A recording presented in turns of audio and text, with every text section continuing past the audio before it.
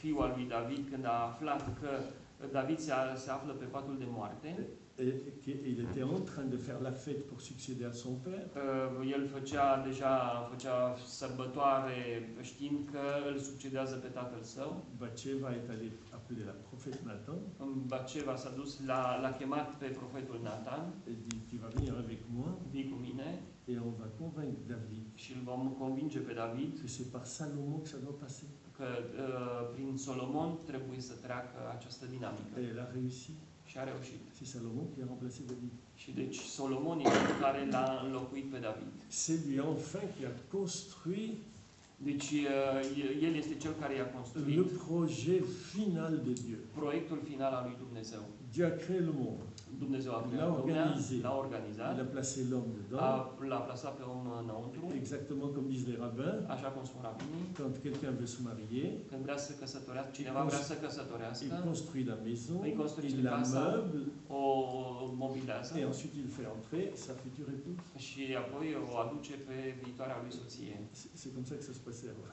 Așa se întâmpla da. Il savait vivre avant. Oui. Et maintenant, disent les rabbins, que Dieu a construit la maison de l'homme, comme l'époux l'épouse. Il a demandé à Israël de lui construire aussi sa maison dans le monde. Et Salomon a construit la maison de Dieu dans le monde. Il est dans la dynamique messianique. Il a eu raison de faire un différent. Și deci a avut dreptate să o menționeze pe Bathsheba în genealogie. Et malheureusement, tout cela passe dans la théologie de l'Église, malheureusement. Toate astea trec în teologia, din păcate, în teologia bisericii. Et je comprends bien, ils ont été happés par le fait que Jésus descend de David, et il faut le dire. Toate acestea au fost deranjați de faptul că aceste femei, fără un renume prea bun, intră și sunt înscrise în genealogia lui Isus. Ils n'ont pas vu ce à quoi cette généalogie fait allusion. Dar n-au văzut la ce fac aceste genealogii aluzie. Ils ont raté ce remède, oui. Au ratat acest remède. Et puis la dernière femme, ça fait Rahab, Ruth, Uri et la quatrième, oui. Tamar. Oui, Tamar. Bien sûr, Tamar. Cea de-a patra etapă. Est-ce qu'il faut vous expliquer Tamar? Trebuie să vă explic cine e Tamar? Un peu. Venez de le dire. Oui, c'est Tamar. Oui, c'est Tamar, oui. Bien sûr que Tamar, c'est la connaissance aussi David. Oui. Bineînțeles că și prin Tamar va veni David. Vous voyez donc que l'auteur de l'évangile selon Matthieu travaille avec le remède. Că autorul acestei cărți de Evanghelia lui Matei lucrează prin remez. Qui a échappé malheureusement à beaucoup de théologiens de l'Église. Lucruri care au scăpat teologilor bisericii. Maintenant, on va poser le problème que pose ce remède. Deci hai să vedem care e problema pe care o pune acest remez. Qu'est-ce qu'on veut introduire dans le texte biblique? Ce vrem să introducem în textul biblic? Maintenant, on a compris cela, mais attention, il ne faut pas arrêter. Dar am înțeles acest lucru, dar nu ne putem opri. Le sens du sens du sens du sens du sens. Sensul sensului, sensului, sinon, sensului.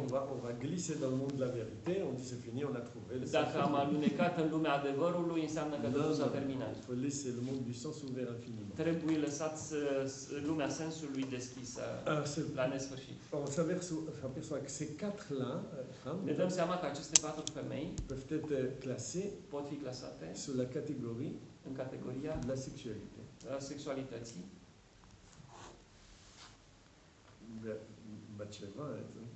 Bathsheba, Ruth, avec Boz, Ruth și cu Boz. Et puis Rahab, et puis Tamar. Il couche avec son beau-père, son beau-père, il couche avec s-a purcat cu socrul lui ei. Qu'est-ce qu'a à faire le problème de la sexualité dans la dynamique messianique? Care e problema asta a sexualității în dinamica mesianică? Pourquoi la Torah s'acharne? De ce Tora se încrâncenează à faire passer la voie messianique ca să facă să treacă dinamica mesianică par des interdits sexuels? prin interdicții sexuale. Asta e problema. Vous voyez à quoi ouvre le remède, c'est extraordinaire. Uitați-vă spre ce deschide acest remez.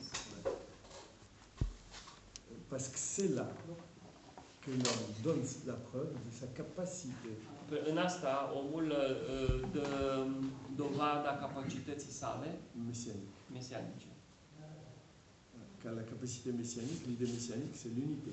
Pentru că capacitatea mesianică este unitatea. Il y a le projet universel Există un proiect universal que tout le monde doit assumer, pe care toată lumea trebuie să-l asume, mais que chacun doit assumer à sa manière. dar fiecare în felul său. Sinon, c'est universel, Dacă nu, acest universal, imposé à tout le monde, impus tuturor et donc divinisé. și divinizat, Sinon, vous envoie au goulag, sinon, vă trimite fie în gulag, vous voyez, c'est absolutisé, divinisé, deci absolutizarea sau divinizarea, qui dissout les différences, care spune supune diferențele, se présente comme un Dieu anthropophage. care se prezintă ca un Dumnezeu antropofag, Il veut être servi par le sacrifice de la personnalité. care vrea să fie servit prin sacrificiul personalității. Il faut donc comment s'ouvrir aux autres. Trebuie văzut cum să te deschizi către ceilalți, Problème de l'étranger aujourd'hui. problema străinilor de Comment astăzi, s'ouvrir aux autres et rester soi-même. și să rămâi tu însuți. Da. Je vais être avec toi, Vreau să fiu împreună cu tine, mais je veux rester moi et toi, toi. iar eu vreau să rămân eu și tu să Je rămâi ne tu. suis pas toi et tu n'es pas moi. Tu nu ești eu și eu nu sunt tu. Mais je veux vivre avec toi. Dar vreau să trăiesc împreună cu tine. Eh bien, le terrain par excellence où l'homme en donne la preuve, c'est la relation sexuelle. Iar locul în care se întâmplă cel mai bine este terenul sexual. Il n'y a pas un autre. Nu există un alt teren. Parce que là, la relation est totale. Pentru că acolo relația este totală. Avec les autres, la relation n'est pas totale, même avec Dieu. Față de ceilalți oameni nu e la fel și chiar cu Dumnezeu. Que veut dire j'aime Dieu de tout mon corps? Ce poate să însemne Dumnezeu? Îl iubesc pe Dumnezeu cu tot trupul meu. Les autres relations Celelalte relații respectent ou non, mais elle est là la différence radicale. respectă sau nu, dar acolo se află diferența radicală. La relation de l'époux et l'épouse, Relația dintre soț și soție elle est totale. este totală. Sinon, c'est la prostitution. Dacă nu, e prostituție. C'est tout le passé, l'avenir, la parole, le cœur, Tot l'esprit. prezentul, viitorul, spiritul, totul e acolo. Je veux construire le projet divin avec elle et avec elle seulement. Eu vreau să construiesc proiectul divin doar cu ea. C'est à cela que je me suis engagé sous le vœu nuptial à la synagogue. La aceasta m-am angajat în ziua căsătoriei la sinagogă. Et c'est là que je vais montrer Și prin asta voi arăta comment je suis avec l'autre cum sunt împreună cu celălalt, et en même temps rester moi-même et elle elle-même. rămânând în același timp eu însumi și ea însăși. Ne pas l'utiliser comme un moyen, Și nu ca să o folosești ca pe un mijloc, la respecter ci totalement. trebuie respectată în totalitate. Et c'est d'autant plus délicat et difficile Și este cu atât mai dificil și delicat que cette relation că această relație s'épanouit dans une jouissance. se împlinește în bucurie. Et c'est là l'épreuve. Se desfășește în bucurie și asta e dovada. Et c'est là, dans cette relation sexuelle, qu'on va voir si tu es capable de respecter l'autre quand tu es avec lui. Tocmai că în această relație sexuală se oferă dovada supremă. Il n'y a pas un autre domaine. Nu există un alt domeniu mai complet. C'est bien pourquoi, dans les premiers chapitres de la Torah, De aceea, în primele capitole ale Torei, Dieu plante le jardin de l'Éden. Dumnezeu sădește grădina Edenului. Alors comprenez, alors c'est bien par allusion. Deci, bineînțeles, prin aluzie. Cette histoire du jardin d'Éden avec des fleuves, un fleuve qui sort, il se divise en quatre. Oferind ideea acelui izvor care se desfac în 4 brațe. Un fleuve sortait de l'Éden et arrosait le jardin.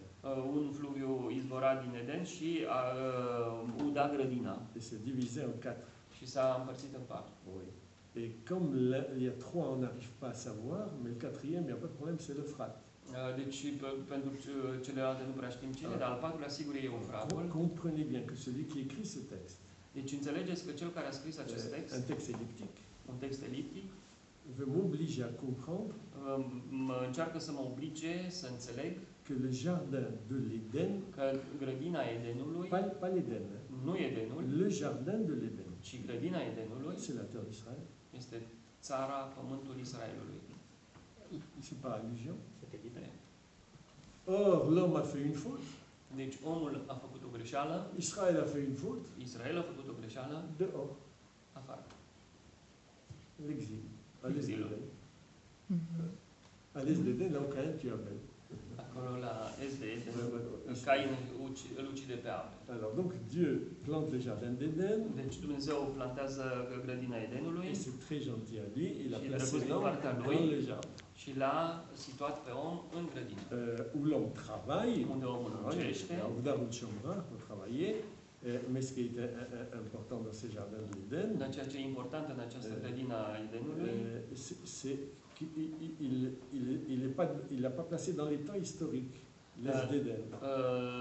el nu situează sau situează în timpul istoric la est de Eden. Il l'a placé dans les temps messianiques, Acolo plasează timpul mesianic pour qu'il entre dans l'Éden, pentru ca să intre în Eden, le royaume de Dieu, în împărăția lui le Dumnezeu, monde à venir, comme on în dit. lumea viitoare. Dès le départ, donc le plan est tracé. Et puis, Și planul este trasat, Eu mă- drumul e trasat. et au moment, voilà, j'ai toujours la même faute. Et au moment où il le place dans le jardin d'Éden, Și în momentul în care îl situează în grădina Edenului, il dit quelque chose qui est formidable. zice ceva formidabil Il dit c'est pas bon. și zice că nu e bine. Parce que tout le temps c'est bon, bien sûr, il n'y a pas de De problème. fiecare dată spune că e bine și de C'est Dieu. acum On lui demande pas des comptes, c'est bon, quand je peux lui demander des comptes, hein, le monde qu'il a construit. On lui demandait à des ingénieurs. Il avait des anges là-bas spéciaux. deci avea acolo pe lângă el o sumedenie de îngeri. Il y avait sûrement un ange qui Trebuie să fie lui exista vreo unul, aurait dit arrange le monde pour qu'il n'y ait plus de tsunamis, de tremblements de terre. în așa fel încât să aranjeze lumea să nu existe cutremure de pământ. Oui. Et à ce moment-là, il dit il n'est pas bon que l'homme soit seul. Dar atunci spune că nu e bine ca omul să fie singur. Alors, je suis obligé, le texte est elliptique. Deci textul este Je suis obligé eliptic. de rétablir le contexte dans lequel il est. Trebuie să restabilim contextul în care el se Je află. vais aller ailleurs, Trebuie să merg în altă mais parte, dans le même chapitre. în același capitol. Dieu donc place l'homme dans le jardin d'Éden Dumnezeu îl plasează pe om în grădina Edenului et lui donne la loi. și îi dă legea. Ne pas manger de l'arbre de la connaissance de Să nu lui-même. mănânce din pomul cunoașterii binelui și răului. Et donc, quand, le même chapitre, tout de suite après, Dar în același capitol, puțin mai târziu, il dit il n'est pas bon que l'homme soit seul. și spune că nu e bine ca omul să fie singur, C'est par rapport à la loi. nu e pentru ca să fie în afara legii. Il lui a posé un problème de loi. Deci s-a pus problema unei legi, Le masculin seul masculinul singur ne peut pas résoudre ce problème. nu poate rezolva această Il faut qu'il problemă. rencontre l'autre. Trebuie să întâlnească pe cealaltă. Et l'autre, par excellence, Iar celălalt, prin excelență, c'est la femme. este femeia. C'est pourquoi il dit aide vis-à-vis de lui. De aceea trebuie să fie alături de Donc el. c'est dans la relation sexuelle Și doar în relația sexuală, qu'on estime când este apreciată la capacité morale. capacitatea morală a omului.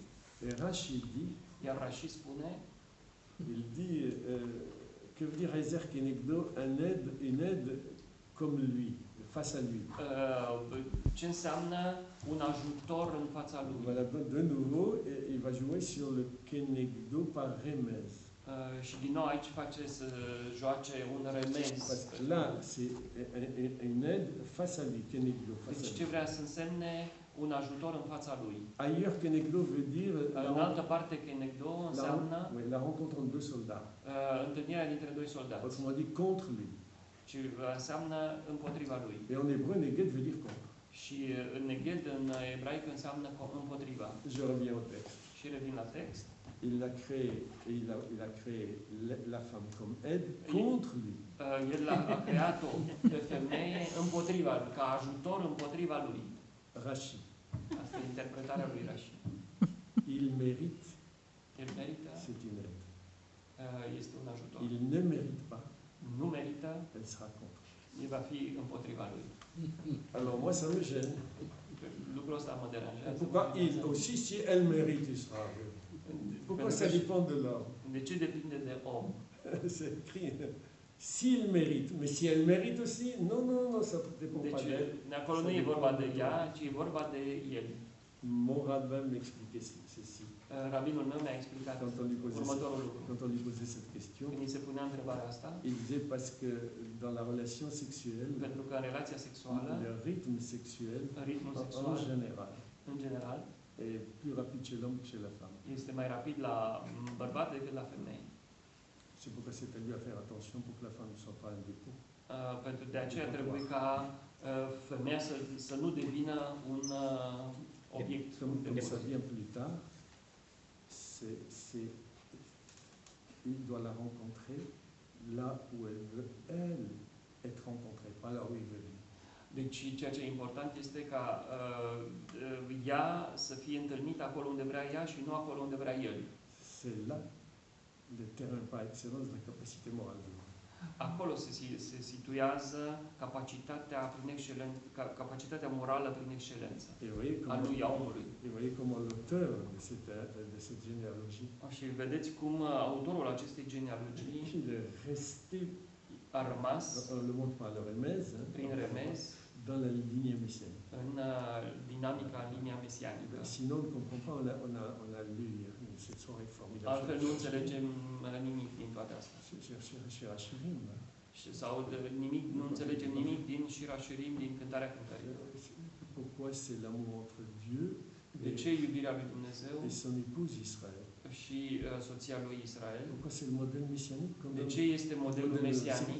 Modèle sexuel, Modelul sexual modèle messianique. ca model mesianic. Montre ce que veut dire l'amour véritable. Pentru că exprimă ce înseamnă iubirea adevărată. Voilà donc ce deuxième niveau. Iată acest al doilea nivel, care este remezul. Il ouvre une métaphysique. El deschide către o metafizică deosebită. On passe au troisième niveau. Mergem la al treilea nivel, le drash. Le drash.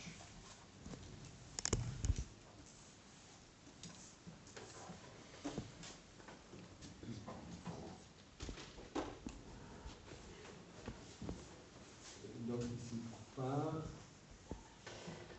non pas, des, après il va le seul.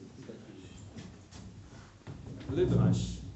Deci a treia literă din termen este litera D. Alors, je répète, donc le pshat, la signification, elle est dans le texte. Semnificația se află în text.